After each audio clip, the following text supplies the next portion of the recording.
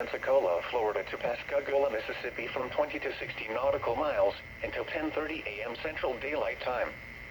At 8:55 a.m. Central Daylight Time, a strong thunderstorm capable of producing waterspouts was located 34 nautical miles south of Farewell Buoy. The strong thunderstorm was nearly stationary. Hazard, waterspouts and wind gusts 34 knots or greater. Source, radar. Impact, waterspouts can easily overturn boats and create locally hazardous seas. Small craft could be damaged in briefly higher winds and suddenly higher waves.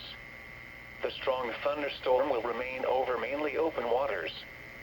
Thunderstorms can produce sudden waterspouts. Waterspouts can easily overturn boats and create locally hazardous seas.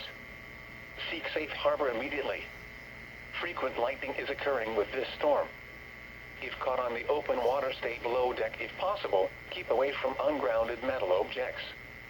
Repeating, a special marine warning has been issued until 10:30 a.m. Central Daylight Time for the following marine location: waters from Pensacola, Florida to Pascagoula, Mississippi, extending from 20 nautical miles to 60 nautical miles.